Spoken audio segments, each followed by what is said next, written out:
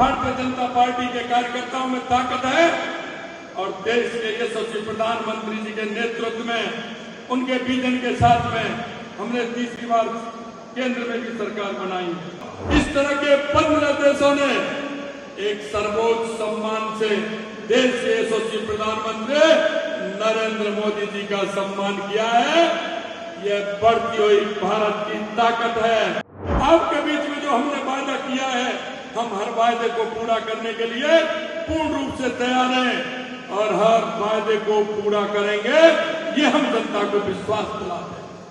हम गांव-गांव में गए थे और हम गांव-गांव में जाकर के हमने हर विधानसभा की समस्याओं को भी देखा था और उन समस्याओं को भी हमने एकत्रित किया था। इसलिए किया था कि आने वाले समय में अगर हमारी सरकार आएगी तो उन समस्याओं को समाधान करने की हम बात करेंगे। मैं आपको आज यह ध्यान दिलाना चाहता हूं कि हम तीसरी बार भाजपा एनडीए का पूर्ण बहुमत केंद्र में आया है और हमने दुनिया को दिखाया है कि हमारा भारतीय जनता पार्टी के कार्यकर्ताओं में ताकत है और देश के यशस्वी प्रधानमंत्री जी के नेतृत्व में उनके विजन के साथ में हमने तीसरी बार केंद्र में भी सरकार बनाई है।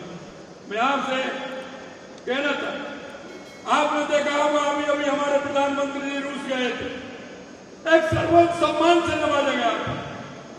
ये हमको विश्व गुरु बनने की एक झलक देता है। ये देश के सबसे प्रधानमंत्री नरेंद्र मोदी जी के नेतृत्व में विश्व गुरु बनाने की झलक देता है कि रूस ने सर्वोच्च सम्मान से उनको नवारा है।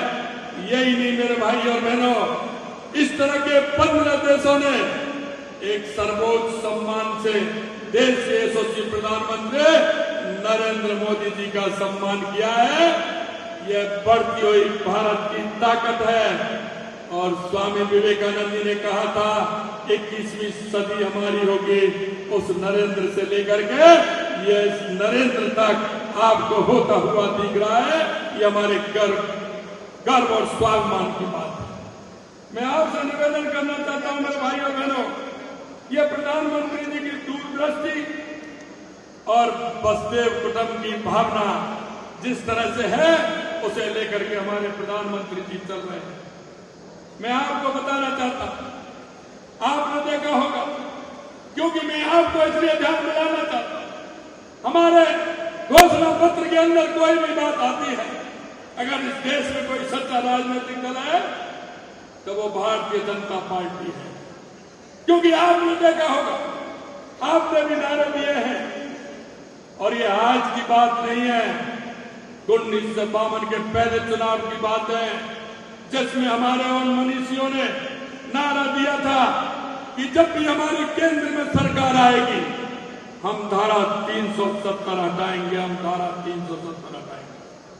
आपने देखा कि वो नारा हमारा कितने दिन तक चला, लेकिन हमारे उस घोषणा पत्र संकल्प पत्र के माध्यम से हम जनता को यह विश्वास दिलाना चाहते हैं कि आपके बीच में हम जिस विषय को लेकर के गए हैं, आपके बीच में जो हमने वायदा किया है, हम हर वायदे को पूरा करने के लिए पूर्ण रूप से तैयार हैं और हर वायदे को पूरा करेंगे, ये हम जनता को विश्वास दिलाते हैं।